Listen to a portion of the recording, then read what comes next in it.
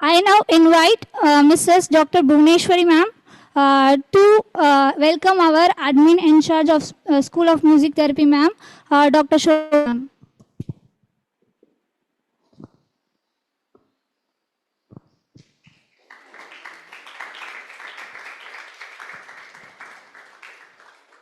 I kindly invite Dr. Balaji sir to welcome our beloved resource person, Dr. Lotika ma'am.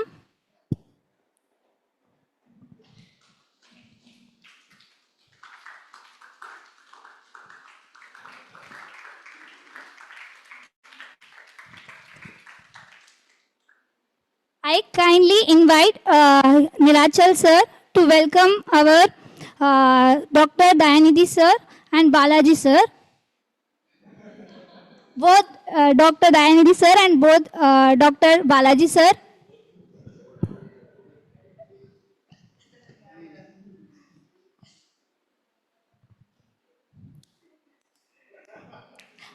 Again, I invite Nilachal sir to invite Mrs. Dr. Bhuvneshwari ma'am.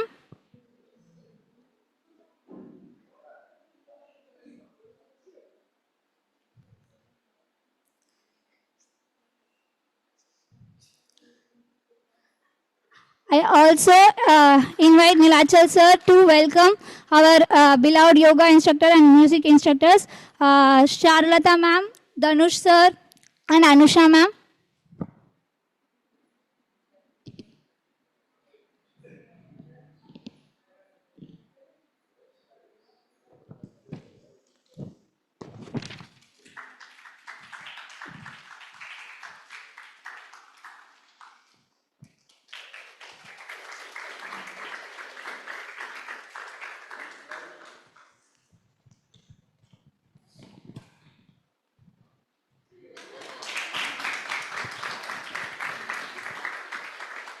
Once again, I invite you all to this wonderful occasion.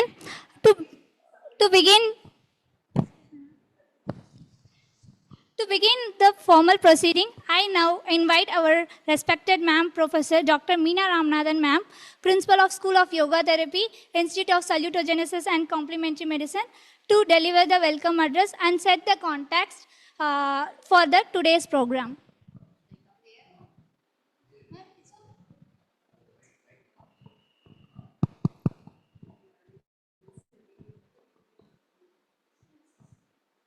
I guess so. Namaste and happy morning to all of you who have gathered here, at ISCM, as well as those who are here online. So welcoming each and every one of you for this wonderful occasion where we have Dr. Lotika, a very special person whom we have known, from the school days. And we've seen her grow and how she is molded up under the able, supervision, I should say, from Dr. Andabal sir and Yoganjali Natyalayam, learning all the fine arts and skills, how she is molded up with all this put together, the way she is now, is what. So, a warm welcome to our chief guest, welcoming Dr. Andabal sir, our director, under whose leadership ISCM is flourishing, and the counterpart, admin in charge, Professor Shobna ma'am. Each and every one of you who are here to participate in this wonderful, meaningful program where we are celebrating the health and well-being of women, how to promote that, how to forward.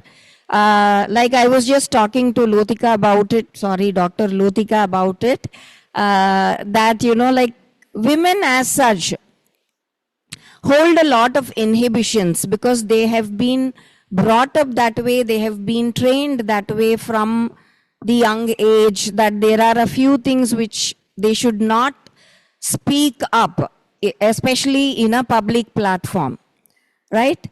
So, especially related to their health, they just hold back and they are not very comfortable sharing it even with the doctor. And the stress, all the multiple roles that they take up, the responsibilities that they live, many other stuff which is kind of complicating matters into their lives. But of course, we have many, suggestions from who's going to be giving you a lot of health related and well-being related suggestions to all of you today. And so looking forward to hearing.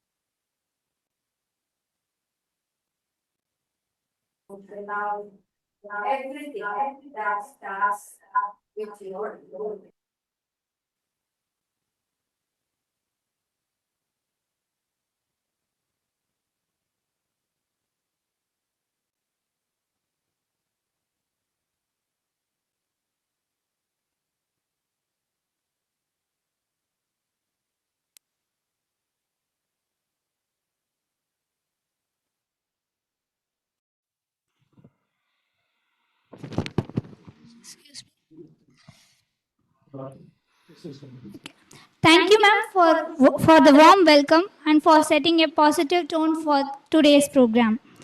Next, it's our privilege to listen to an introductory address by a visionary in the field of yoga, health, and integrative medicine. I kindly now invite Yogacharya Dr. Anandabali Yoganani sir, Director of Institute of Salutogenesis and Complementary Medicine, to address this gathering.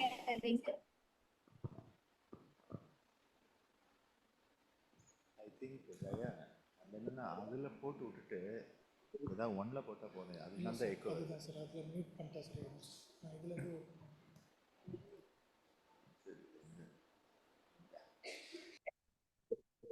Very good morning, everyone. Hope you are very celebrating. And as you know, today in the Karinala Vande, you should go out and meet people. So we are all here meeting in a different way. And as Dr. Meena rightly put it, the importance of self-care is often missed by our women. So we felt that this would be a very good opportunity, especially for all our young ladies who are here, to listen from another young lady about what is the self-care when it comes to the women. If the woman of the family is healthy and happy, the family is happy and healthy. If not, it's a disaster. And this we see again and again.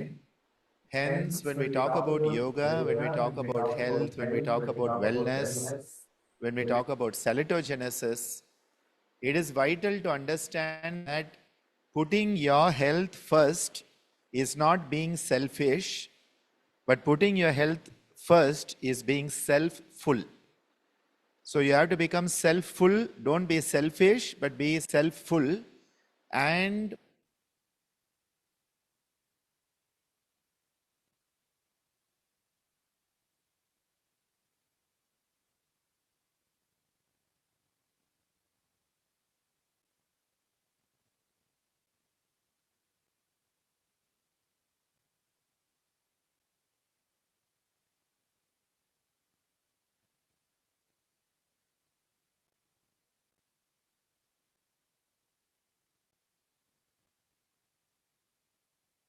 expert in this field.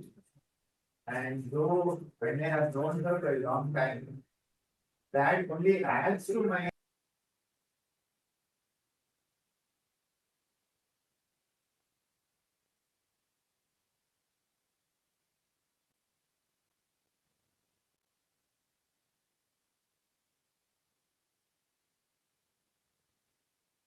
wonderful sessions and learning a lot from you over the time. Let's have a wonderful time.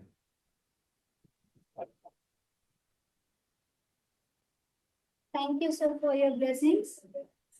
Now it's my pleasure to introduce our esteemed resource person, Dr. Lotika ma'am, for today's session. She is an assistant professor in Department of Obstetrics and Gynecology at Savita Medical College and Hospital. Uh, her clinical expertise includes laparoscopic gynecological surgeries, menstrual disorders, adolescence and menopausal health, and comprehensive women's health care. Beyond her medical practice, she is deeply interested in Carnatic music. Sorry for the technical glitch.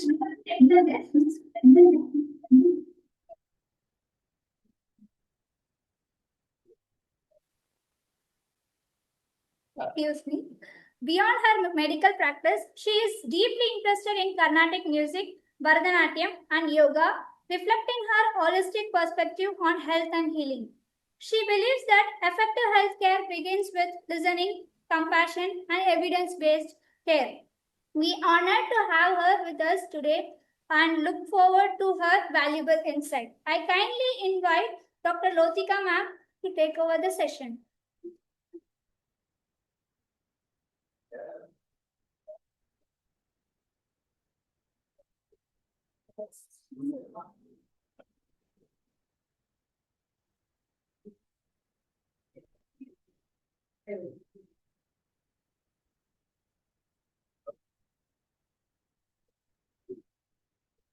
Please यहाँ पे change करना है inter use कर सकती हूँ name change करिए इसी को शेयर करना ठीक for the hour. तो यहाँ पे ये खड़े होके प्रेजेंट कर रहे हैं वॉक नहीं नहीं क्योंकि मैंने वॉक करने के बाद अपना कंफर्टेबल लग रहा है हो पाएगा तो मैं करूँगी या फिर नहीं हाँ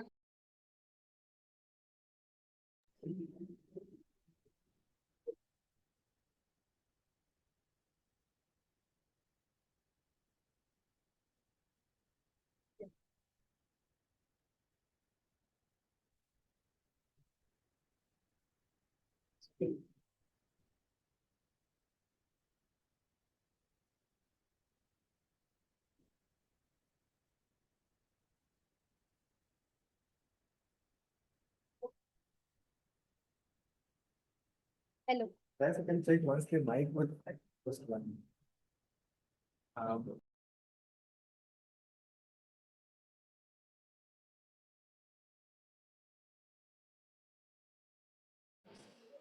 say something. Hello hello hello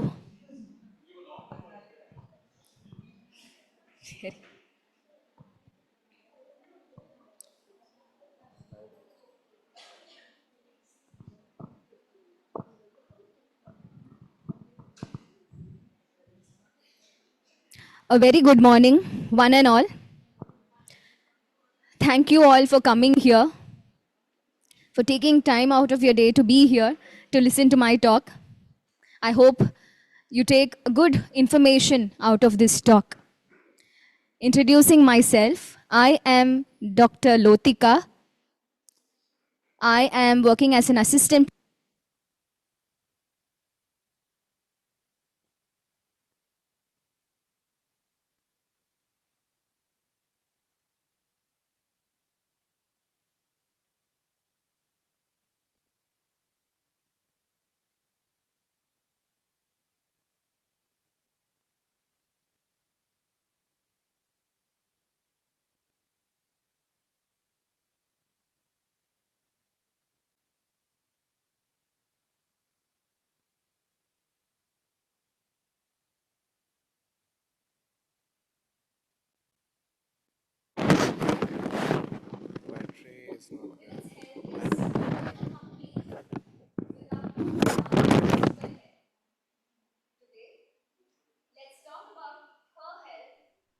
openly, honestly, and without any hesitation.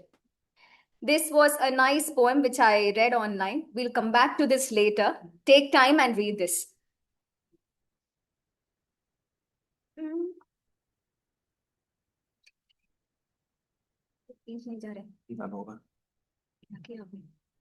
Right. Menstrual cycle is something that you go through every month. Everybody doesn't have a same fixed frequency of a cycle, right? I hope you're all comfortable in Tamil also. illa? Okay. எல்லாருக்கும் 28 டேஸ்ல மாதவிடாய் வராது. Okay. So we have a normal ஒரு range இருக்கு. We have fixed a range for this normal, a frequency of 24 to 38 days. That is, if your cycle comes every 24 to 38 days and it lasts somewhere up to 8 days, it is still considered normal. And you call it a regular cycle if the difference between the longest cycle and the shortest cycle is somewhere between 7 to 9 days. Nobody is going to have the same 28-day cycle every month. In the same woman, there's going to be a difference based on your sleep, based on your diet, based on your stress factors. Every month in your own body, the cycles will change. So pick your longest cycle, pick your shortest cycle. If the difference between them is 7 to 9 days, it is still considered regular. And the flow, for some women, it can be a light flow where she needs to change only a single pad per day. For some, it can be moderate where she'll have to change 2 or 3. And heavy flow where the definition for heavy flow is when there is excess flow which interferes with her regular activities, her quality of life, we are going to call it heavy menstrual bleeding. This is a normal menstrual cycle. So the work of the menstrual cycle is to prepare the body, to prepare the uterus for pregnancy. So let's pick a 28-day cycle and understand how this goes. The first few days is called the menstruation phase, where she's going to bleed, the body is going to bleed, the uterus is going to bleed. Then FSH, a hormone from the brain, comes, influences the follicles start growing. The follicles meaning the oocytes, the follicles in the ovaries. They start growing, and once they develop into a suitable size, which is called a dominant follicle, they secrete something called an estrogen. When estrogen comes, the LH, another hormone from the brain, which again causes an LH surge, which pushes that dominant follicle to rupture and come out, which is called ovulation. And once ovulation comes, it eventually forms a corpus luteum, from which progesterone comes. And if the pregnancy is not happening in that time, the corpus luteum dies, progesterone falls, the support on the uterus falls, and you start bleeding the next cycle. Now, when do you think your period is considered abnormal or irregular? If your cycle is going somewhere more than 38 days, or if it is less than 24 days, we consider it is abnormal. 38 days when your cycles are infrequent, and less than 24 days when your cycles are frequent, it is considered abnormal. If the length of the cycles, the longest and the shortest cycle difference, if it is more than 7 to 9 days, it is considered abnormal. It is called an irregular period. And if the heavy flow, when it is going to interfere with the quality of your life, with the physical, mental, emotional, anything, it is still considered heavy bleeding, and that needs attention as well. Now, apart from all of this, if there is bleeding in between your periods, if there is bleeding after intercourse, and if there is bleeding after attaining menopause, they're all considered abnormal and they need attention. What are the most common causes that we encounter in our practice? The most common is ovulatory dysfunction, because most of our patients, 50% or more, if not less, are PCOS patient. PCOS where there's going to be anovulation, anovulatory cycles. That is the most common cause. Apart from PCOS, the other causes for anovulation includes hypothyroidism, excessive exercise, Somebody who's excessively exercising can also have an ovulatory dysfunction, anovulation. There's another cause which is anorexia nervosa. I hope you're all familiar with this term. Anorexia nervosa is one psychological condition where the woman purges, she eats a lot, and then she tries to vomit it out. As a result, she loses a lot of weight, which is anorexia nervosa. It is also another reason for an ovulatory dysfunction. These are some of the most common causes. Apart from that, in around the reproductive age of the middle 30s, what we face is a uterine polyp, uterine adenomyosis, uterine fibroid, malignancies are common. Apart from that, the lesser common causes are coagulopathies, where the patient presents with bleeding disorders. Bleeding disorders are where the clotting factors are abnormal. That is, the ability of the blood to clot is abnormal. Hence, there can be increased bleeding. And there can be iatrogenic causes where, because of the pills that a particular doctor has prescribed, she can also have abnormal bleeding. For example, antipsychotic drugs. Antipsychotic drugs eventually cause an increase in the prolactin, which is a hormone. Hyperprolactinemia can affect ovulation as well.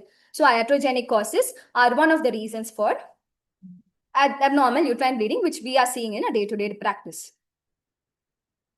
Apart from that, pain during menstruation is one common complaint that most women come with. But is all pain abnormal? Let's see. One type of pain or dysmenorrhea is called a primary dysmenorrhea, which happens when every month, because there is ovulation, what happens following an ovulatory cycle, when such an endometrium is shedding, there is a chemical called prostaglandin, which is shedded along with that, which causes mild uterine contraction, because of which there can be pain, which is sensed during period. But this pain, it usually starts with the period, peaks around day 2, and it subsides by itself. It is mostly bearable, or at the maximum, you would need 1 or 2 analgesics to subside the pain. But on the other hand, we have a secondary dysmenorrhea, which is mainly because of an underlying pathology. The most common pathology that we are seeing of late is endometriosis. Have you all heard about endometriosis before? Yes, no, maybe? Okay, a new term, but it is very common. It is a severe debilitating illness which affects very young women, as young as early 20s. How is the pain in endometriosis is, it usually starts well before the periods, like 1 week before the periods, it might start. So it stays with your period, and it might continue even after the period has ended. It will be so severe that you will not be able to, the woman may not be able to do her daily routine activities. Such severe is the pain. With normal analgesics, it won't come down.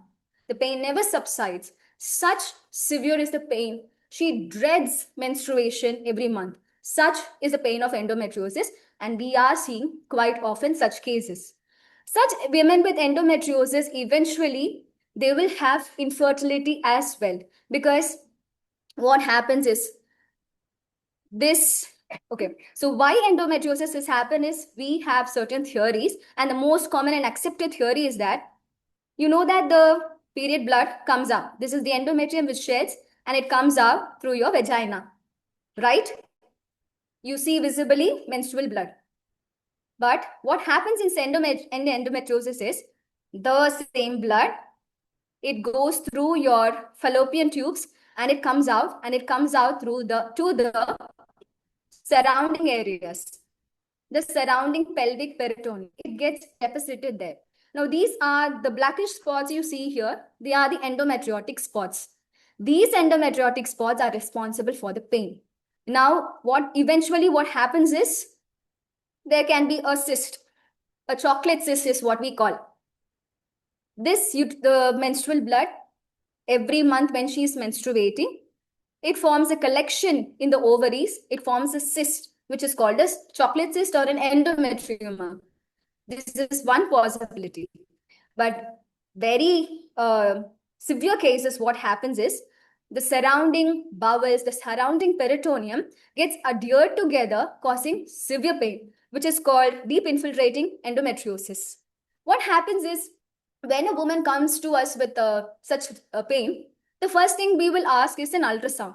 This endometriosis is something which can be easily missed in ultrasounds unless there is a big chocolate cyst, unless there is a big cyst there. Otherwise, mostly these small deficits are missed out. So the better investigation for such women would be an MRI, where your soft tissues are seen better. You will know where the adhesions are there, and if there is deep infiltrating endometriosis, and you sometimes these endometriotic spots can infiltrate the surrounding pelvic nerves also. Sometimes because of that, for the time being, the pain might come down, but it is severely debilitating.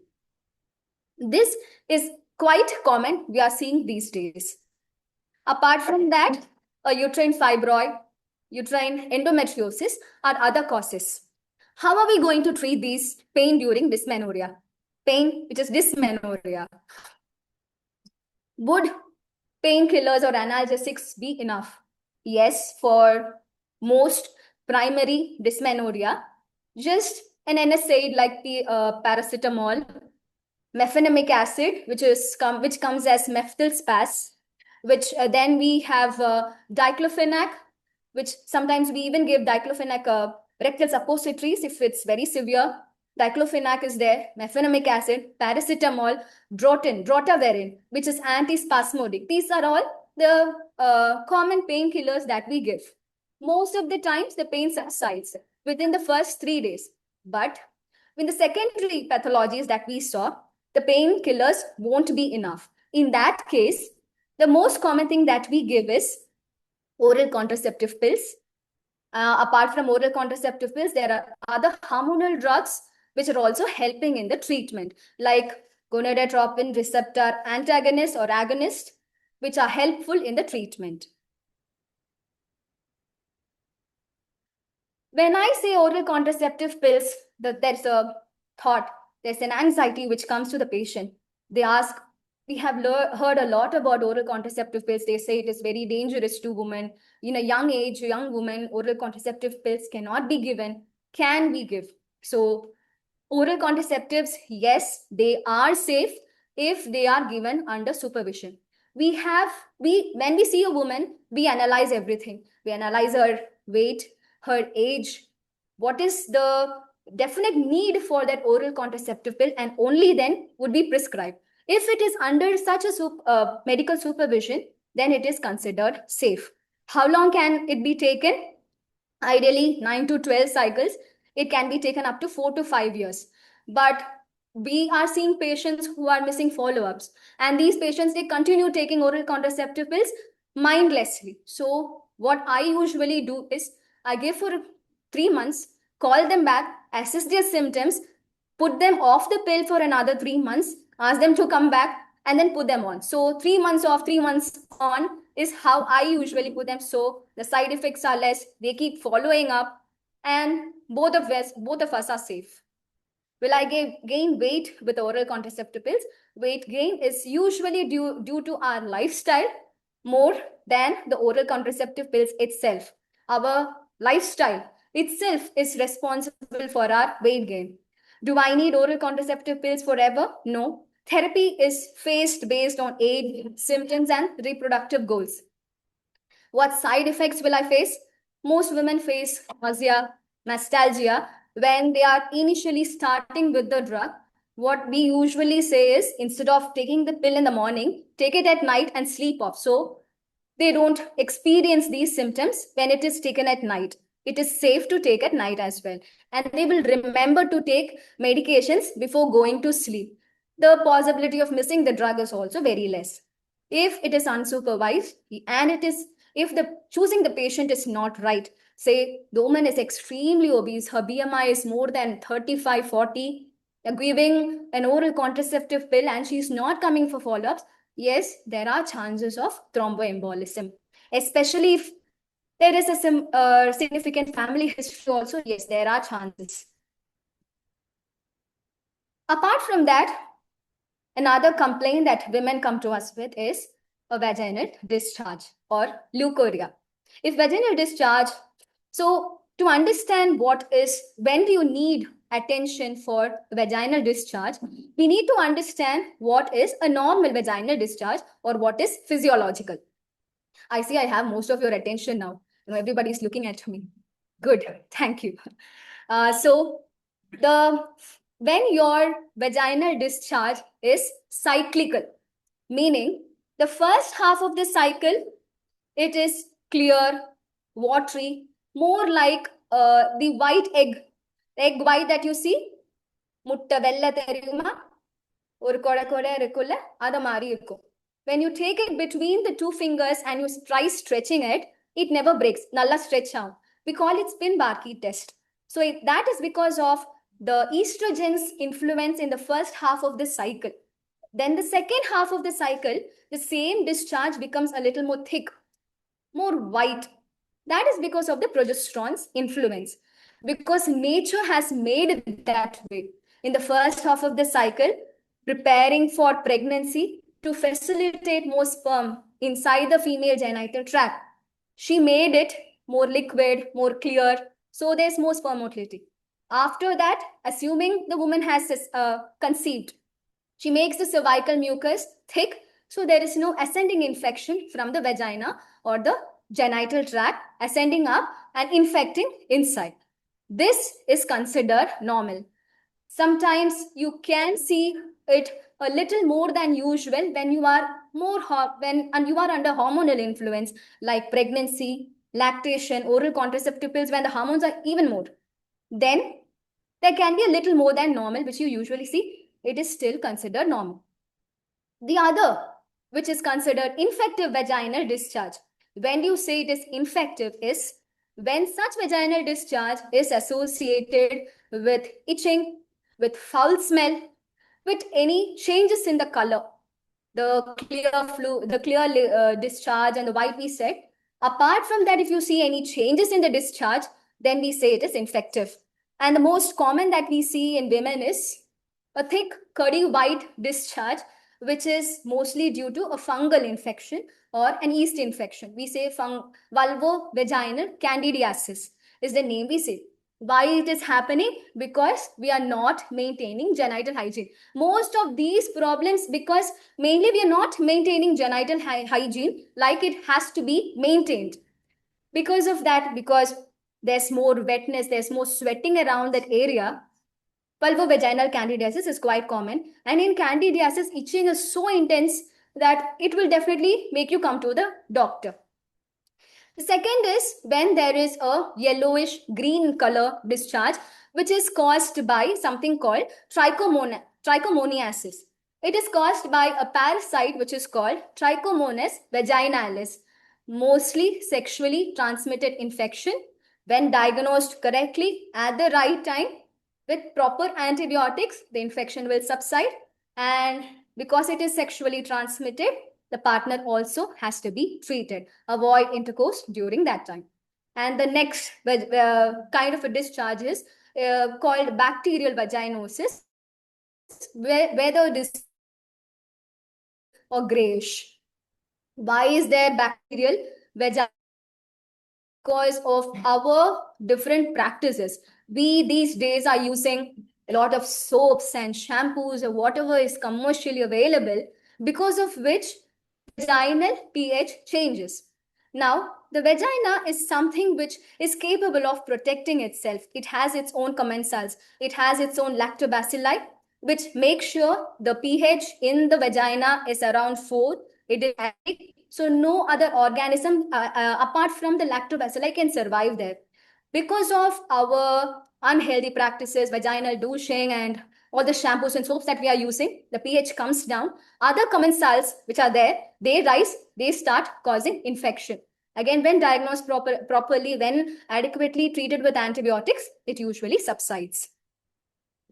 Some genital hygiene I wanted to tell you all about. The do's are: wash your intimate area once a day with lukewarm water.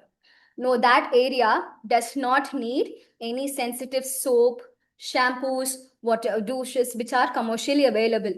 If you can't avoid using, make sure at least there is lactic acid in that, whatever you're using. Wipe your area from front to back. Sometimes, so vaginal area is right close to the anal area. When your hygiene is not good, which means after pooping, if your cleaning direction is different, from up to down, you're going and bringing back the infection back to the vagina, those commensals, the E. coli being very common, can infect the vagina, can cause vaginal infections. So always up to down. Don't go back. Use a smooth, soothing product after. Yes. Now, pubic hair grooming is a personal choice. I usually advise my patients not to do so. At the max, trim if they are really uncomfortable, if they are really sweating, maximum trim. But shaving, waxing are quite not advised because that will cause, your razors will cause small cuts in the skin. Those small cuts will become their own areas where bacteria start developing. We don't want that. Now that will cause more infections. Severe itching. Studies have shown that after shaving, women have severe itching. Avoid as much as possible. If needed, you can trim. After showering, use a soft clean towel, pat your intimate area and gentle area gently to dry it completely.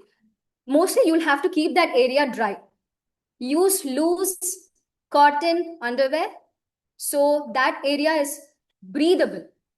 Tight clothes you can wear, but make sure you also alternate with loose clothes. And the don'ts, don't use soap, don't use fragrance, deodorants, don't spend the whole day wearing the same panty liner or your sanitary napkins. Keep changing every 4 to 6 hours. Maintain your hygiene. Definitely infections will definitely not come because nature has made it that way. You are not going to do anything extra to keep it more clean. Don't wear synthetic tight underwear. Loose cotton underwears, which I said, are more advised. The next one is PCOS. Who has not heard about PCOS? Please raise your hand. இதற்கு நான் PCOS-னா என்னன்னே தெரியாது. Which means yes. Everybody knows about PCOS.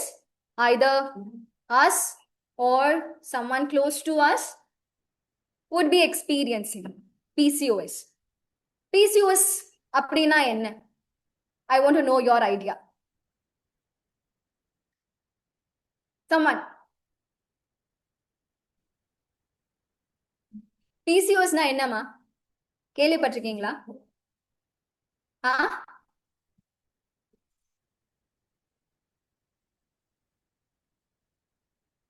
Okay. The girl with the mask. What is PCOS, ma? கேள்விப்பட்டிருக்கீங்கல்ல? Tell me whatever you understand. I'm not going to scold you. I'm not going to make you stand outside. I'm not even going to be correcting your papers. So, தைரியமா சொல்லுங்க.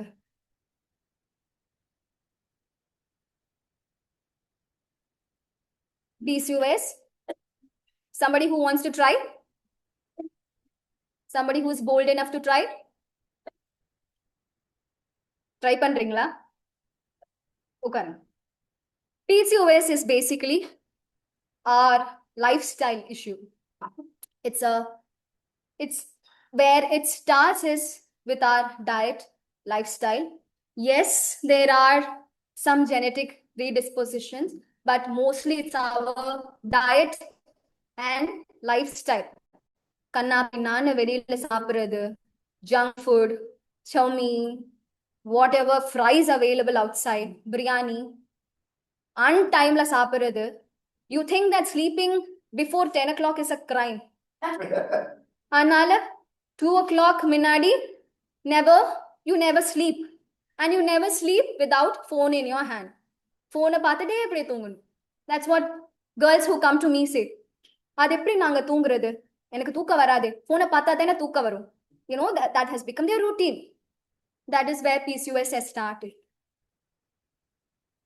So that is one of the reasons. Apart from that, there is genetic predisposition. environmental toxins.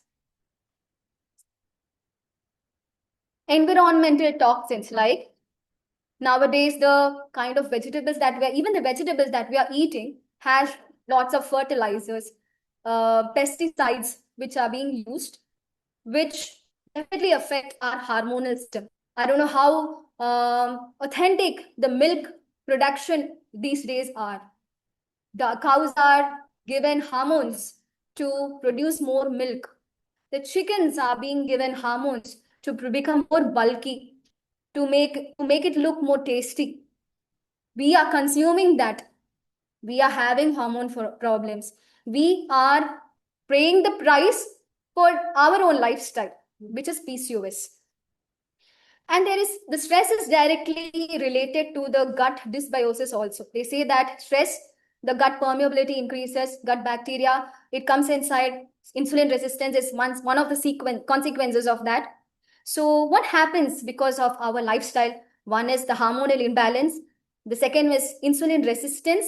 Insulin resistance itself will result in hyperandrogenism, which are called male hormones. Androgens are male hormones. So in women, we do have androgens, but it is in very minuscule amount, 20 to 80 milligram per day secreted.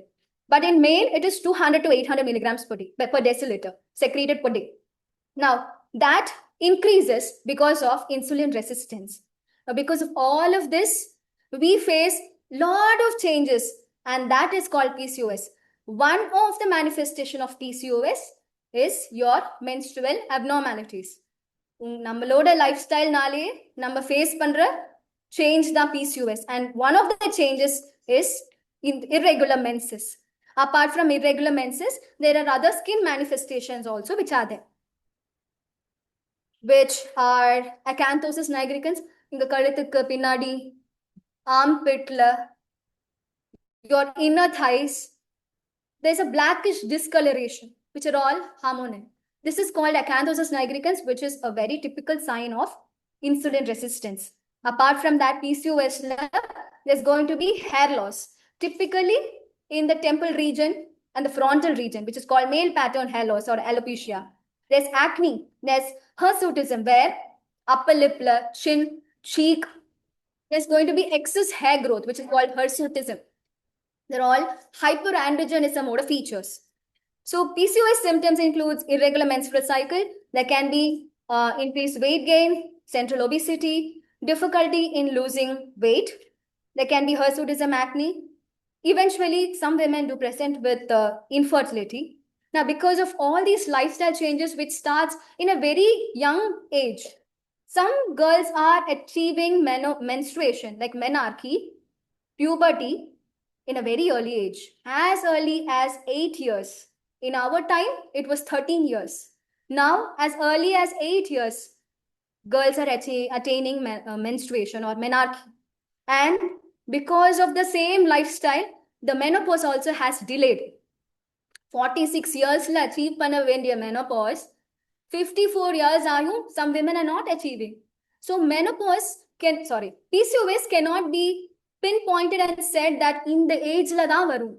PCOS is now a condition which has started even before menarche and is continuing even after menopause. Such the lifestyle has changed, and such it has affected our immune system and the hormonal bodies also. So because of this prolonged estrogen exposure, there's something called endometrial hyperplasia. Endometrial hyperplasia eventually leads to endometrial cancers. Now, because of the same reason, we are seeing women with endometrial cancers at a much younger age. Minadi, it used to be 60s, 65s. Now we are seeing 35s and 40 years with endometrial cancer, and it is mainly because of this excess estrogen exposure. Now, what is the treatment for PCOS? Like I said, it's our lifestyle. And nama lifestyle odane maata mudiyuma? No. I'll tell you two stories. The two kinds of women I met with PCOS. After which I really took PCOS serious, and I really started taking time and counseling young girls. First one was a 16-year-old young girl. ரொம்ப சின்ன பொண்ணு 10th standard படிச்சிட்டு இருந்தா. She was a daughter of my friend. Most of my friends are twice my age. So she was a daughter of hers. Brought her. எதுக்கு கூட்டு வந்தாங்கன்னா தெரியல. சரி உன்கிட்ட நல்லா பேசட்டும்னு கூட்டு வந்தேன்னு சொன்னாங்க. When I was talking to her, she was 16-year-old weighing 110 kgs and her BMI was more than 40. She was already on antidepressants and hypertensives. The doctor had suggested her to take statins. 16 years. And another woman, who I recently met in 41, in Savitha, she's one of my favorite patients. 41-year-old, she came to me saying, "Ma'am, எனக்கு குழந்தை வேணும்." இவ்வளோ நாள் என்னமா பண்ணிட்டு இருந்த, தூங்கிட்டு இருந்தியா? 41 years and you suddenly come saying, எனக்கு குழந்தை வேணும். I was like, okay, but you see PCOS patients, you know it. They are PCOS even without taking history from them. She had mustache, she had beard, obese, proper Cushingoid features Mari, she presented to me, short. She told me, yes, those moon, everything was there. And she told me, ma'am, எனக்கு last 1 year menstruation ஆகல. Imagine the estrogen exposure. I shouted at her because I couldn't help. What were you doing? And the patient is in this condition. The husband was not there during the visit. And then I said, okay, I told her first to optimize her health, to understand what's happening in the body. We ordered all the relevant investigations. I sat her down, counseled her regarding, if you want fertility, first you have to be healthy enough to raise a baby. First, knee healthy avu. We sent her to endocrinologist proper to evaluate for other adrenal disorders also, because her features were very severe hirsutism. I also wanted to rule out adrenal causes. Properly ruled out adrenal causes, properly sent her for dermatologist also to help if any laser treatment can help with her beard and the mustaches and all. Everything was good. I told her, okay, let's start her on certain oral contraceptive pills. I was very skeptical about starting it for her because her BMI was over 30, 36, around that. I was like, okay, I started her on a low dose oral contraceptive pill. I told her to take it very seriously. After 1.5 months, she came to me completely a changed person. And she was very happy. She said she has lost weight. I was like, no, I think I met her after 2 or 3 months. Lost weight. She said, I'm taking a tablet for the mustache. She was taking aldactone, which is a spironolactone, which is anti-androgenic also. So mustaches, it's not that it has completely fallen, but at least the growth is delayed. And her menstruation, she said, after 1 year, I had menstruation this month. Very happy I was for her.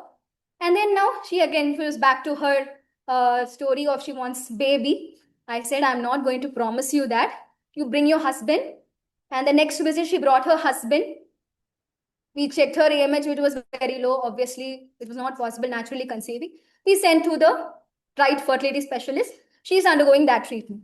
So with the other patient, her BMI was more than 40. I was definitely not going to start oral contraceptive pills for her. Even if she could have been a good candidate, we spoke to her about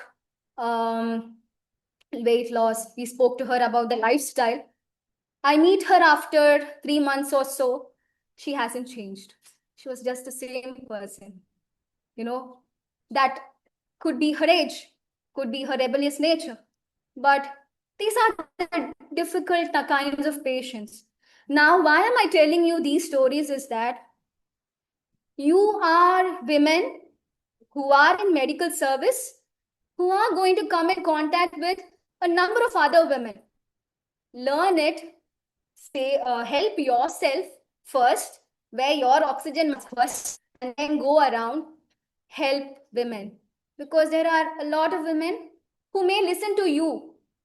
Your age, maybe, like a friend, she would listen to you. So go and help people know. Like I said, first is the health, lifestyle changes have to be made. Exercise, PCOS just a 10% reduction in the weight loss, your menstruation will start on its own, your ovulation will start on its own, insulin resistant features will start coming down. So weight loss is the mainstay treatment. And I can't stress enough how much yoga would be helpful for these women. Even for that 16-year-old, I said, I will help you with, your weight loss. Can you come and do some pranayamas with me? You don't have to do anything. Just sit with me. Just follow me. But she was not ready for that. She was not ready for that. So yoga, be it asanas, the pranayamas, just help you in more ways than one in helping you with the lifestyle first and with PCOS and related changes. Hormonal pills, oral contraceptive pills are definitely helpful. Apart from oral contraceptive pills, metformin is another diabetic drug which has been helpful in the treatment of PCOS.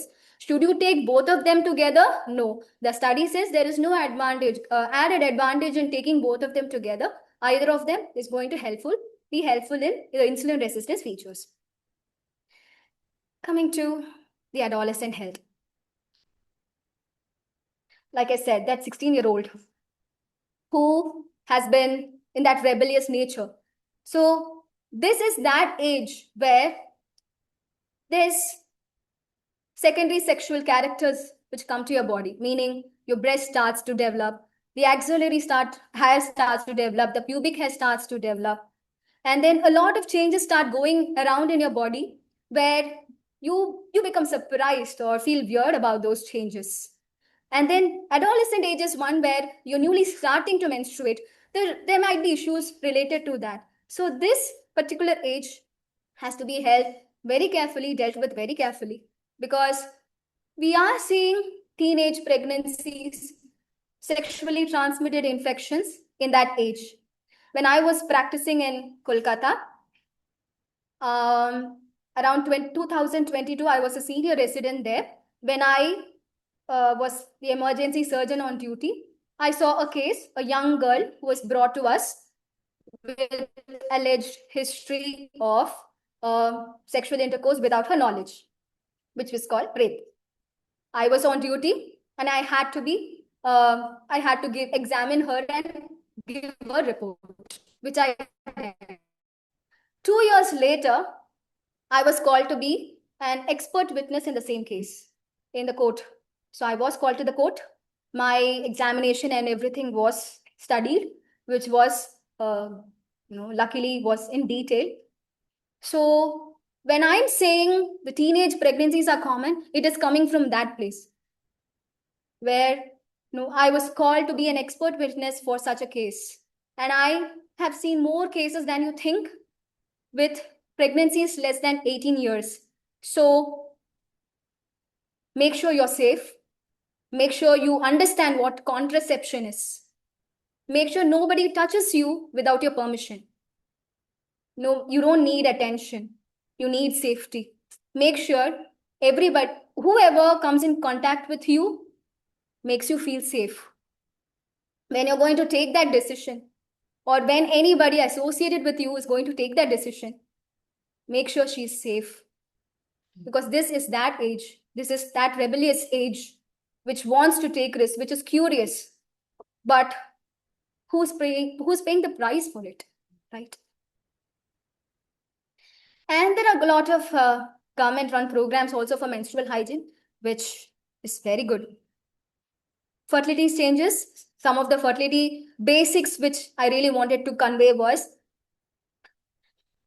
sometimes a couple come to us, say after 2 or 3 months of marriage, saying they're not able to conceive. Nature has made it that way that in one menstrual cycle, the chance of you getting pregnant is only 20%. Adavadu, this menstrual cycle, if 100 women or 100 couple are trying to be pregnant, only 20 of them can conceive. The chance of conception keeps increasing when you keep trying.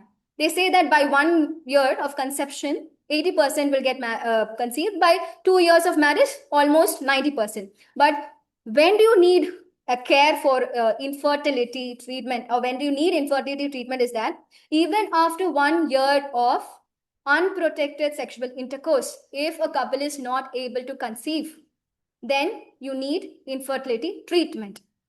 Now that waiting period goes down if it is 35 years or more. We only wait for 6 years. Sorry, 6 months. 6 months we wait if the woman is 35 years or more. And if she is less than that, for 1 week, for 1 year, we can wait. You're not giving me energy, and that's why I'm going on like this. Now, why is this happening? Nature. You know, the oocytes or the eggs is that cell of the woman's body which ages with her. நீங்க வயசாக ஆக உங்க கருமுட்டையும் வயசாகிட்டே போகும். Because at the time of birth, 2 million oocytes you have. At the time of puberty, what remains is only 3 lakhs to 5 lakhs. And all over your entire reproductive years, or 200 times now you would have ovulated. So, as you keep aging, the eggs die.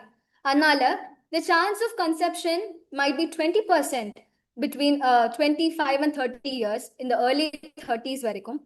When you see in 30s, it comes down to 10.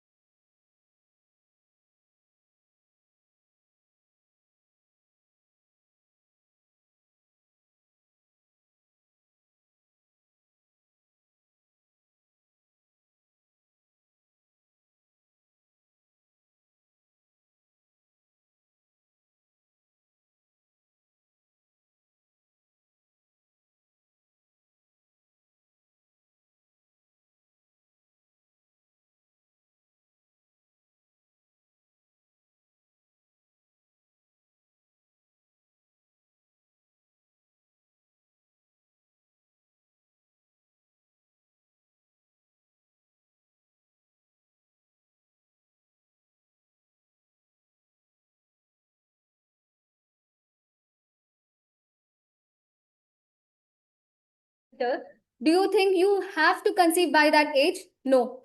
You should conceive when you are ready to conceive, when you want to conceive. Don't push yourself for conception because your eggs are dying. You keep your eyes on the goal. Also, make sure you make the decision of your pregnancies as early as possible. So, better late than never. So, make your decisions as quick as possible. Yeah. Of late, we have a lot of advancement in conceptions and all. We have something called oocyte freezing, where some women who are more career oriented, who are focused on their careers, they can freeze their eggs. And suppose if you have a partner and you're sure that he is going to be the partner, then there is embryo freezing also. After you achieve your goals, come back.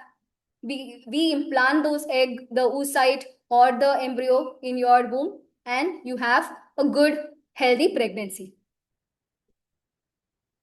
Certain cancers are very common in women. The most common cancer in India is breast cancer, and the second most common is cervical cancer. But these two cancers can definitely be prevented by, one is self-breast examination. Self-breast examination, you stand in front of the mirror, you raise one of your hands in the picture like Amichamari, and you move the flat of your palms on the breast. Palpate for any mass. ஏதாவது கட்டி மாதிரி feel பண்றீங்களா, வேற ஏதாவது அப்நார்மலா feel பண்றீங்களா அப்படின்ட்டு you check. You also squeeze your nipple and see if there is any discharge coming out. You can either do it in the standing position, sitting position, or lying down position. Apart from that, from 40 years onwards, there's a test which you can do, which is mammography for screening for breast cancers.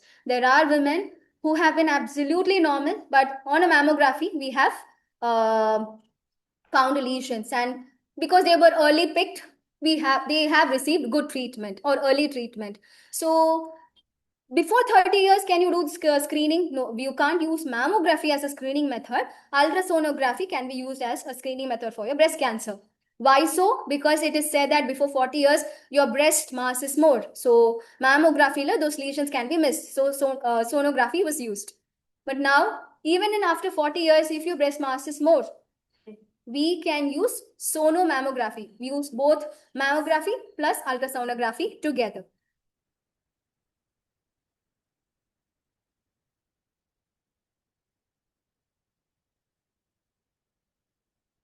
Yeah.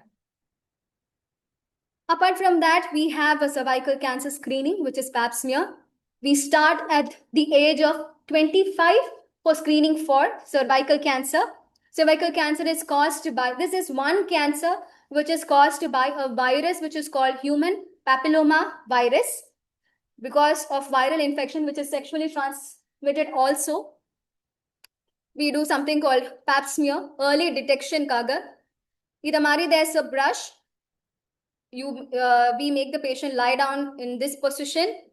We put a speculum, visualize the cervix, and we take a smear. Pap smear panona, cytology, but that is அந்த இருக்கிற cells மட்டும் தான் அப்நார்மலா இருக்கா, ஏதாவது HPV related changes இருக்கான்னு பார்க்கறதுக்காக cytology we check, cells எப்படி இருக்குன்னு பார்ப்போம். If you doing only that test, every 3 years you will have to get the screening done. If you're doing HPV DNA checked from the same smear, then you can go for 5 years once you can get tested. Again, there is a vaccine for this virus prevention. The very appropriate age for getting that vaccination is 9 to 14 years. The whole idea is before the first sexual debut, get the child vaccinated is the idea. So 9 to 14 years is the age for vaccination. Catch-up age, that is up to 25 years also, this has benefits. But up to 45 years, we are giving in India, just for the benefit of doubt, for some benefit, we do give up to 45 years. In other countries like Australia, both men and women are vaccinated for HPV. But in India, it is still not approved for men. Only women are vaccinated for HPV. And menopause. Menopause is a transition. Just like puberty, hormonal changes na varudhu. Body undergoes new changes, period or mari irukku.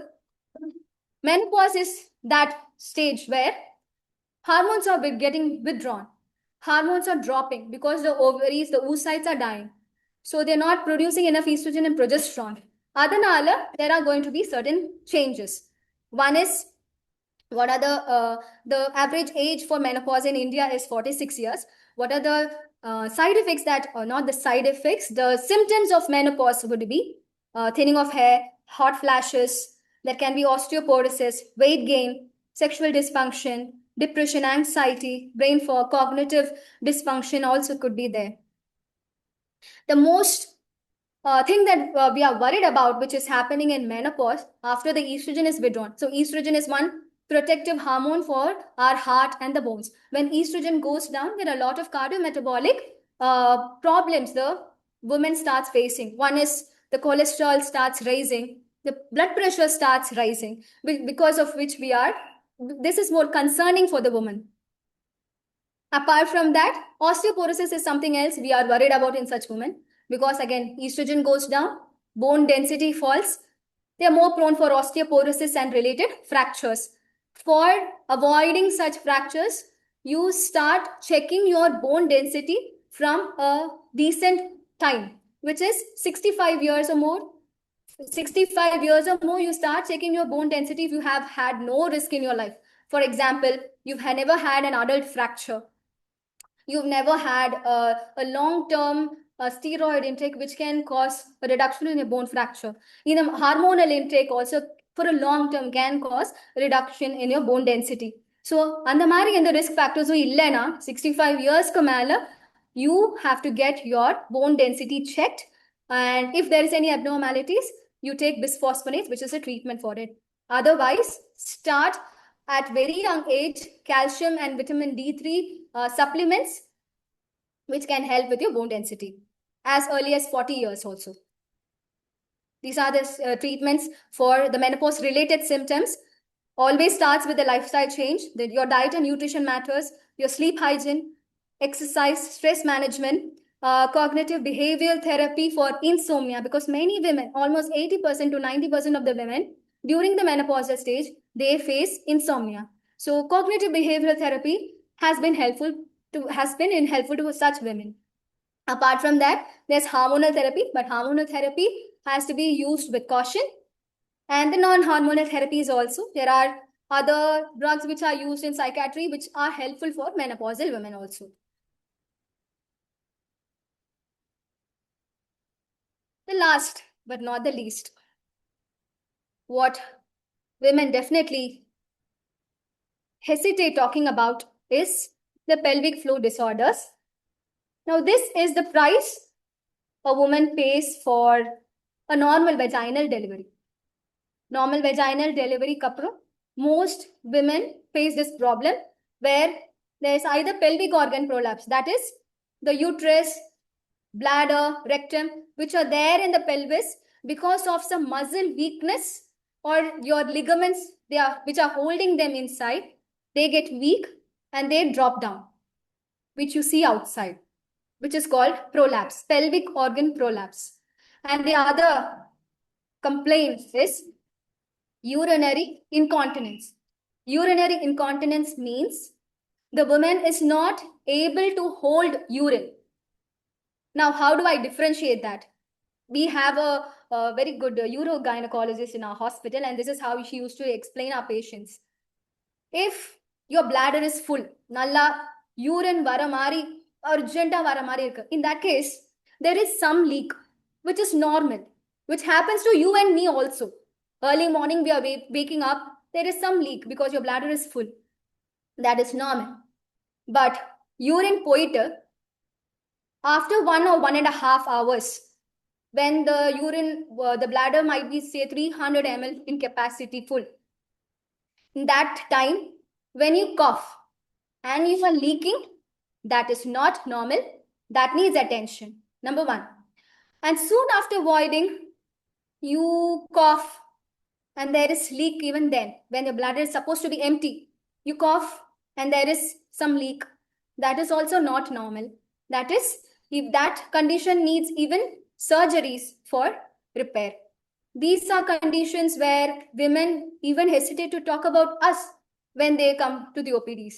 They come with some other complaint and incidentally we find there is pelvic organ prolapse also. Incidentally, we find there is stress urinary incontinence also. Such complaints also exist. And the last but not the least, Mooladhara is one chakra which is related to hormones, the hormonal health, especially that of the gonads. Amaji used to say that there is lot of shame and guilt around this area, your pelvic area. Not many women want to come out and talk about the changes that are going here. Some of us are not even proud or happy about being women, or happy about the changes, or okay about the changes that are happening in the body. So this area holds a lot of shame and guilt. And the Mooladhara chakra is related to that area.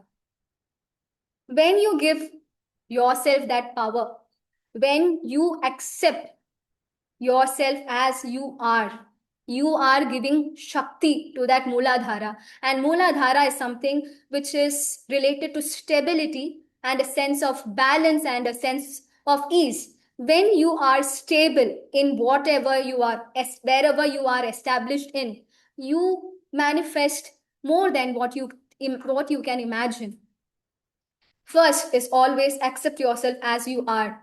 I am a woman and I am proud of it. This is what I want you all to take from this talk. And there are lots of practices which are related to Muladhara Chakra. We have a simple mandala, pranayama, mandala breath practices will help in giving more Shakti to that Shakti which is down there. And I hope you all got something out of this talk. Thank you.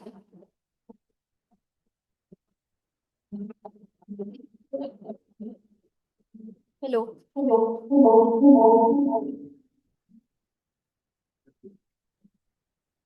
There are questions and questions.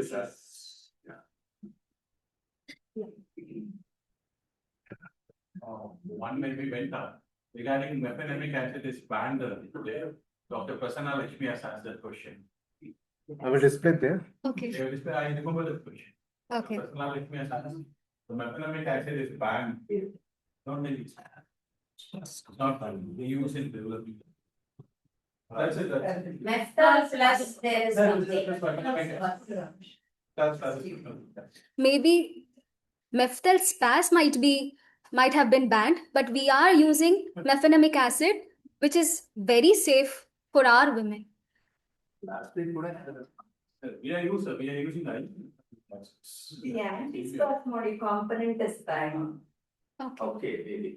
So mefenamic acid is not bad. Mephtal plus has another component, anti-spasmodic. Many of these fixed dose combinations of As a combination span, plain methadone span is not bad. Mefenamic acid is available.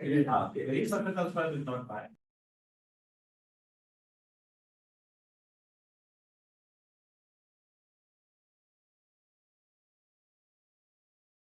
Can be increased or. Hello. So AMH is directly related to ovarian health. As we age, the AMH, as the egg dies also, the AMH comes down because the main source of AMH is the antral follicles. As we age, the antral follicles come down. So AMH usually comes down. There is no way we can raise an already reduced AMH.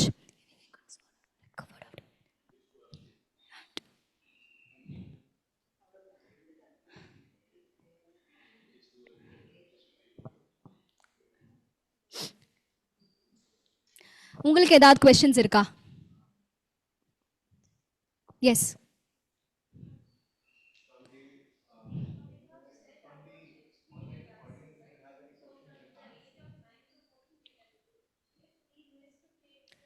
हाँ.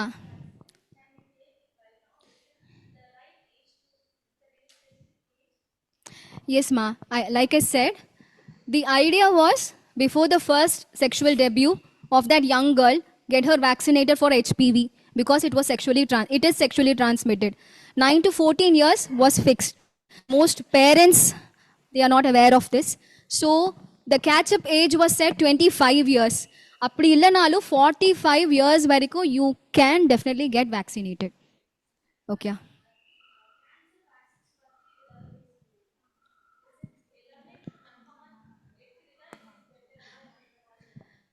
It is good to get vaccinated. It is good, like how you are vaccinated for BCG, how you are vaccinated for polio, the polio was eradicated, how you took COVID vaccine, kadval mela nambittu.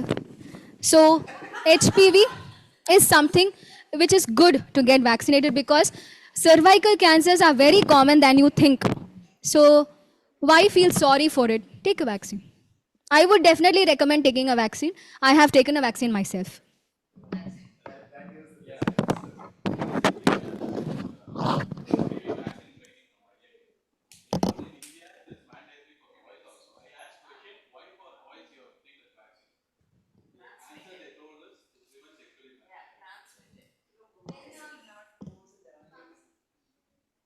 Tell us something about menstrual cups? Because last 10 years back, I had through social media, I got to know about it. But then, as a mother of 2 kids, I was ready to take up the risk to use it. Now 10 years gone, and still the social media has controversies on. It's very comfortable to use, but then there are a lot of controversies saying it might promote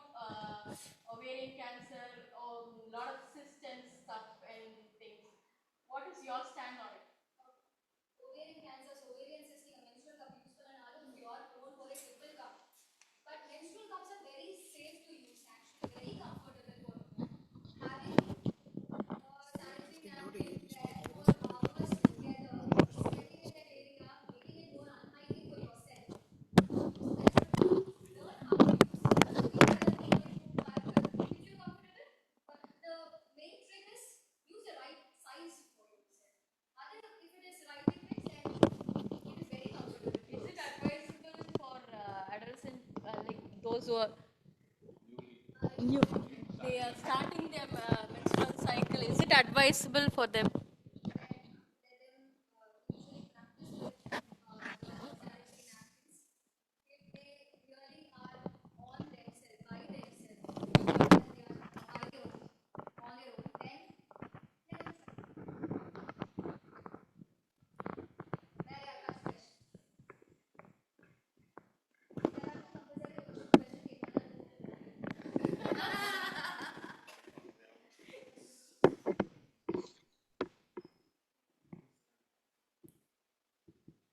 Okay, I'll ask one more question.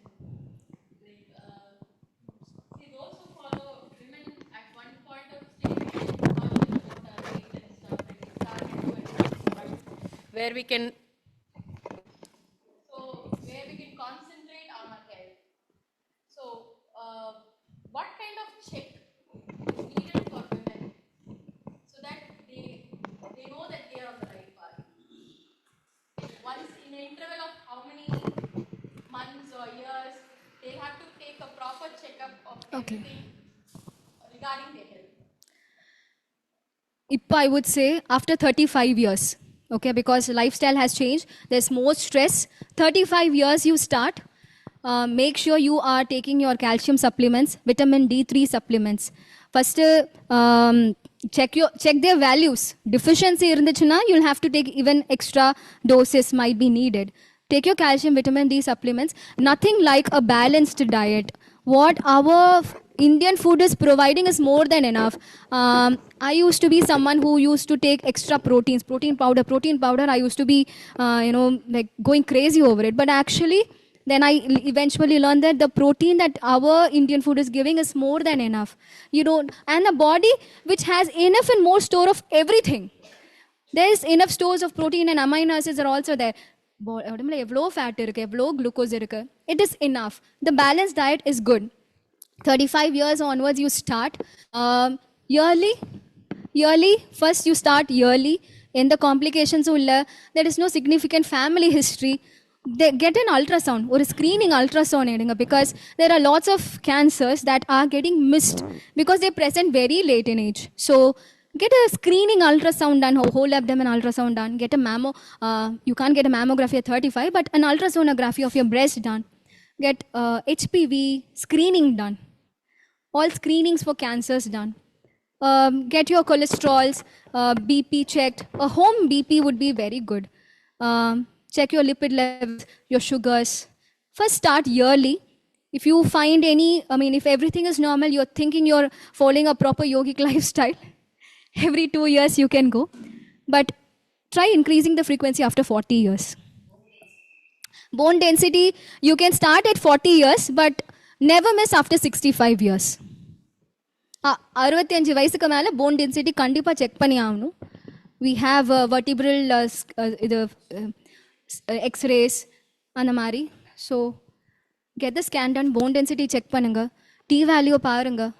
If everything is normal, just take your calcium and vitamins. We have one participant online. She wants to ask question. Vidyashri ma'am, you can unmute and you can ask question. Yeah. Actually, I just want to ask that vaccination for girls, it is available in Pondicherry itself, or we have to get somewhere? It is available, ma'am. It is available in Pondicherry. If you are going to, if the HPV vaccine is less than 15 years, 2 doses pota podum. If it is more than 15 years, then 3 doses ponu. 0, 1, and 6 months. Okay. At the age of 19, we can vaccinate them, no? Yes, ma'am. You can vaccinate 25 years. They say there is still benefits of the vaccination. And now there's a study which says at least minimum 1 dose of HPV vaccine also will give you the same safety as 2 or 3 doses. Okay, thank you so much. And I have another question. Yes, ma'am. If one woman completed that menopause period at the age of 50, they should go for a overall checkup, or Yes, ma'am. They should go for a general checkup. Menstrual cycle stopped. and it called that she is attained menopause when they have to go for oral full checkup. I was just talking about that, ma'am. It is ideal to start after 35 years of age.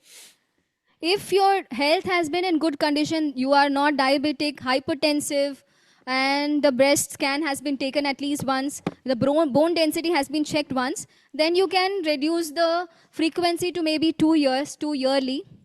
But Okay, after okay. 50 years, yearly is very important, ma'am. Okay, okay. Actually, I used to go for a pap smear every 2 years after my 40 years. Now I'm 52. Huh. So now I have to go for A overall yearly, checkup. yes, ma'am. And make sure a pap smear is definitely taken in that screening test. Pap smear. Yeah, yeah. I'm doing it the proper Thank way. you, Vidyashri Yeah. ma'am. Ritambara, there is one more question. If you want, you can unmute yourself to ask question. Ritambara.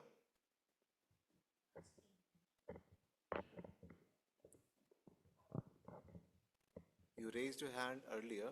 Do you want to ask question, Ritambara? No.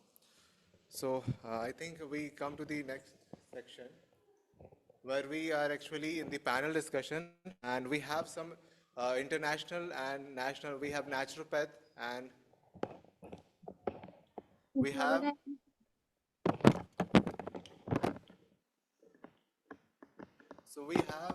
Deepika.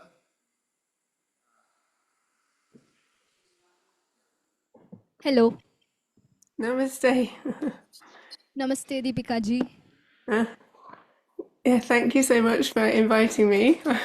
The camera, I'm like, where am I looking? Where are you looking? Yes, thank you so much. It's been very interesting.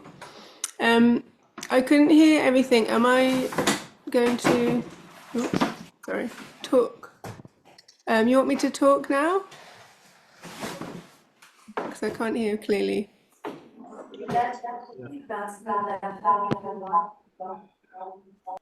Yes, Deepika ji, just wanted to ask you related to yoga, how yoga can be helpful for women of different age categories, and you can suggest the practices. Please. And you can suggest the practices that may be helpful in short. Sure.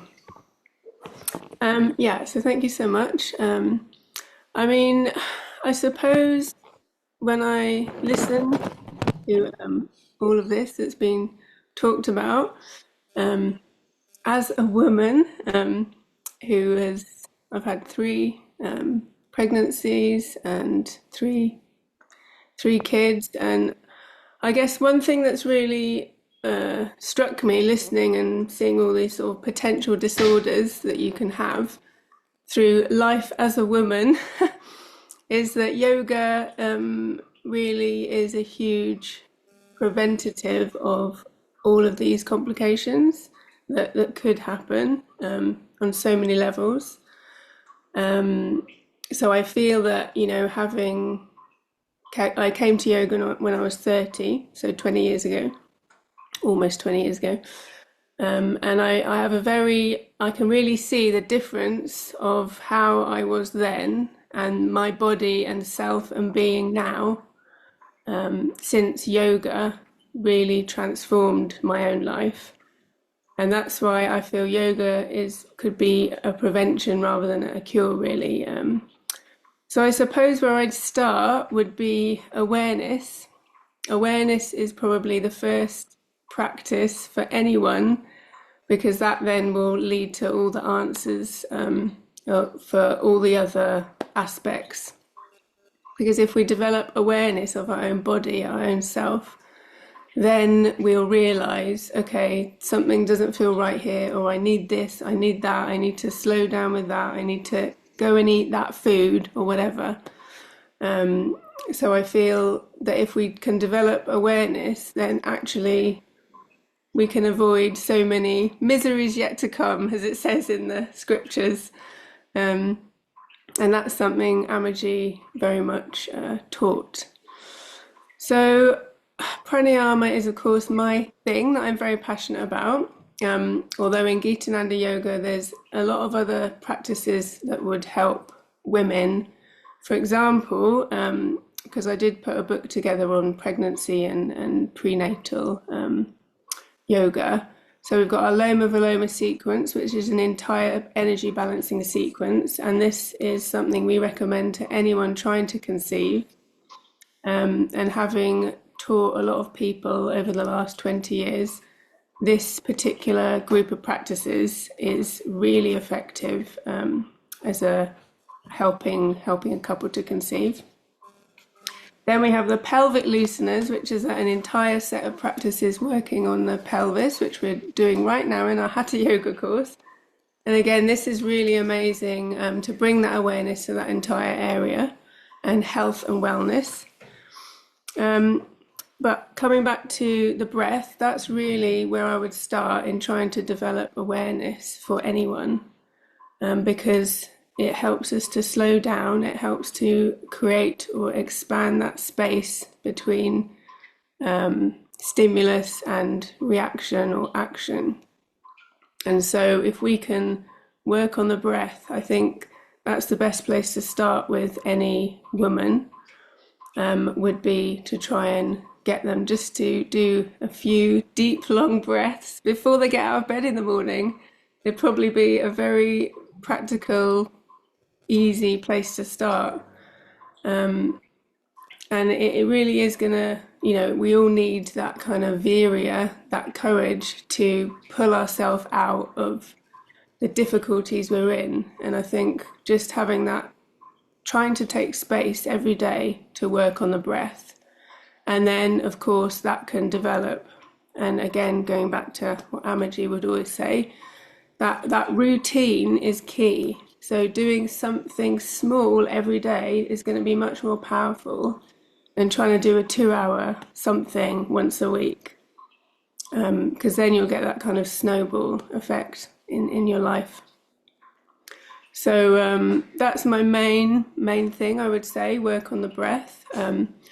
Are a few little practices. I don't know if you want me to talk about some practices or not now, but I would just say, sort of shake and throw, a deep breath in the nose and just let go. And then Savitri rhythm is probably going to be the best thing, because that really helps nourish the nervous system. And if you can kind of reset the nervous system, it's just going to help us make much better decisions all around for our life and well-being. And as quite a common phrase you might have heard, if you don't make time for your wellness, you'd be forced to make time for your illness. And this is something I think is very true. So if we can start working a little bit on the breath, increasing our awareness that way, and then everything else becomes a lot more apparent to us, where we need a bit more care, attention, and then you can keep expanding that and bringing in all the different practices, which, as I said before, they really help me get through life as a woman in general, but get through 3 pregnancies, recovering from pregnancy, and just managing. Obviously, as women, we're juggling households. And everything is just so much easier with yoga with you. It just completely helps you get through everything. So Savitri rhythm, I'm happy to maybe lead us through a little bit at the end. I think that was Nilachal's plan, but yeah, I'll stop there. Thank you, Deepika. I think we are running out of time here, and thank you That's for fine. that, mentioning that if we don't take out our time for health and wellness, it will take us to the illness. So thank you for that. And I will go to Dr. Vasundhara ma'am to just, in brief, in 1 or 2 minutes, if you can focus on the diet or something like that, the bullet points for all the girls, those are here, students sitting over here. So it's a challenging task, but I know you can do it. Over to you, ma'am. Namaste, sir. Namaste, ma'am. And namaste, Nilajal. And dear Lodika ji, I yesterday heard your class. It was really informative and very good. But as Nilajal has told me to give everything in a bullet point, so I directly am going into it. So we all know that women are doing a multitasking. So they do multitask work, no? Because of that itself, they keep their own self-care things like urges, everything, keep aside. They don't, example, they don't go for a, if they want to go to toilet or they want to use the restroom, they just keep it aside, so that maybe because of many reasons. So these all things may lead to their deterioration in the health, because once you controlled or you are controlling your urges and everything, that can result. As a naturopath, I would focus that they will uh, lead into accumulation of toxins in their body. So to remove the toxicity from the body, the one thing which you can simply change in your diet is introducing raw diet. That is at least once in a day. The whole, you are taking 3 meals, either along with the meal or aside the meal. Try to take a raw fish. It's not only feeding you, but it's also feeding the gut microbes, which are solely focusing on that. And the second thing which is free in this world is the sun. This heliotherapy early morning. Then use, before taking the phone and checking your WhatsApp, just come outside, just be in the sun, do some Surya Kriya, do some Surya Namaskara. If not, simply just sit in front of the sun, just face the sun directly on all the sides. And that also will help you in aiding the vitamin D conversion, which is it's a very crucial thing which is happening in everyone's life, the decrease in vitamin D. So these two changes can result in a very very great impact in your health. Along with the other, you all can do that. And Deepika ji has already informed note about the yoga part. So I hope you have covered all the things. And thank you so much. Thank you, Vasundhara ma'am. Thank you so much. That was very quick and very appreciable. You covered everything, like almost what we needed. So thank you so much. Now we come to the part where we have the end of the session. And thank you so much. And before finishing it, I would like to invite Dr. Ananda sir to speak a few words for all of us. Actually, already I've spoken at the beginning, and as we are getting late, I don't want to take any more time. I just wanted to express how proud I feel to listen to Lodika today. Very beautiful to listen to you. The maturity, I think what really touches me is the maturity you have in the way you are sharing the information that is so essential for everyone. And I think that is showing me that you are on that path from information to knowledge to wisdom, that growth curve, you're on that very, very much for sure. And again, to have this opportunity that all the young girls who are here, young ladies more, can have a chance to hear this. Because often in our society, nobody talks about these things. And I think the candid way in which Lodika was expressing it, I think really was something very much to be appreciated. And I think many of the young ladies would have heard things that even their mothers don't talk about these days, or even their sisters don't talk about. And that is very important for women's health. So I would like to congratulate Lodika for that clarity, and to the whole ISCM and Geeta team for making this possible. Thank you so much. And yes, Deepika and Vasundhara, thank you for being with us and sharing your wonderful knowledge and wisdom. Thank you, sir. And with this, we would like to honor Dr. Lotika. So requesting Roshna to bring, and sir, please come. Meena ma'am, please come on the dais, and we'd like to honor Dr. Lotika.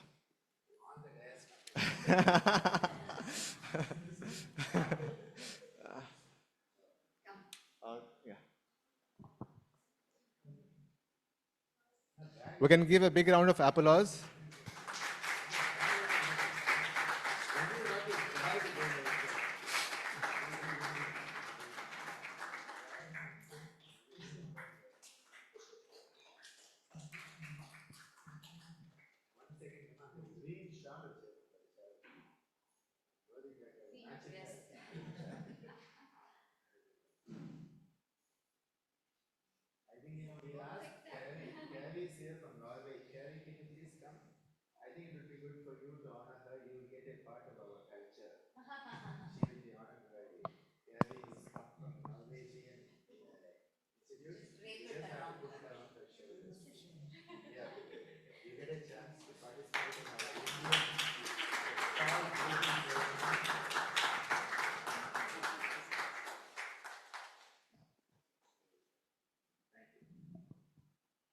Thank you so much. And, I won't take so much time. This is like a dream come true day for me for two reasons. One is I always wanted to work for Sir, work with Sir. I was waiting for an opportunity, and Geeta has given me that opportunity. Very, very, very grateful for that. And the second reason is I have seen women of rural areas when I was working in Nandigram, and whatever experience I gained was from there, and from the state of their health and the issues they were going through, I decided that any woman who comes to me, she shouldn't go through that, So the education, the knowledge, the sharing started like that. So this has been living my purpose kind of a day. Thank you.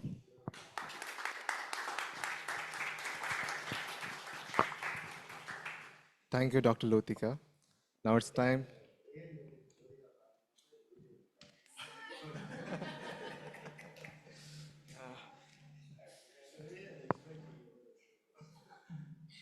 So now it's time for vote of thanks. Now we'll be finishing here, but last but not least, this is the vote of thanks. And I think after this session, we all have something to learn and share and spread wherever you are, both for the online and the offline participants. So respected dignitaries, esteemed speakers, panelists, and dear participants, thank you. Thank you for your valuable time. I know you have to rush, you can go because it's the time, 12:45, and we almost covered that time. Yeah. So thank you so much. And I would like to thank Dr. Meena Ramanathan ma'am, Principal School of Yoga Therapy, for granting permission and for her constant support and encouragement, and which made this program possible. I extend my heartfelt thanks to Dr. Ananda Bhavnani sir for his invaluable guidance, supervision, and for providing the opportunity to organize and conduct the seminar. I am deeply grateful to our distinguished resource person and offline panelist, Dr. Lotika, for her insightful contributions and for enriching both the technical session and the panel discussion with her clinical expertise and holistic outlook. I would like to sincere thank to our offline panelists, like we had here, and all the faculty members, those who are here, the online panelists, Dr. Vasundhara ma'am and Yogacharan Deepika, for their valuable participation and their perspectives on different aspects of yoga and diet. I would like to thank Dr. Shobna ma'am, who came here and be a part of this event, Dr. Bhuvneshwari ma'am and Janita, who was there online. I would like to place on record my sincere thanks to Dr. A.N. Uma ma'am, Principal School of Allied Health Sciences, and Dr. S. Punita ma'am, Principal Kasturba Gandhi Nursing College, for the kind support and deputing students to participate in this seminar, thereby strengthening professional learning and academic collaboration. I also acknowledge the support of the faculty members of School of Yoga Therapy, Dr. Dayanidhi ji and Dr. Balaji sir, assistant professors of School of Yoga Therapy, for their guidance and cooperation. And my sincere appreciation also goes to Yoga Chammal Sarulata and Bhuvneshwari, MSc student of Yoga Therapy, for their assistance and active involvement in coordinating the program. My heartfelt thanks to the anchor, Ms. Roshna, for her poised moderation, smooth coordination, and without her, this wouldn't have been coordinated well. So thank you so much, Roshna. And Kavya for her helping in the other activities and duties. So thank you so much, Kavya. And last but not least, I thank all the participants and also like for arranging all those things. Like we have Dhanush who has arranged all the settings here, and the sisters who came and helped him with all these arrangements. So I'd like to thank him as well. And I'd like to thank all the participants, both on site and online, for their enthusiastic participation, interactions, and active engagement. And I hope this seminar helped you a lot in many ways. And with this, I once again thank you everyone for being a part of today's seminar. Thank you so much. Namaste, Vanakkam. So we'll close with the Shanti Mantra. Om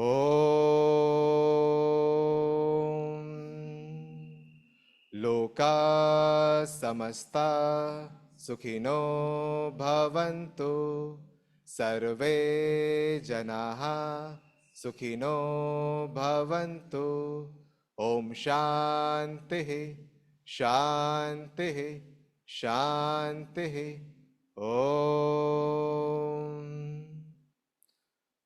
Thank you all. Thank you all for participating. Namaste. Pranam.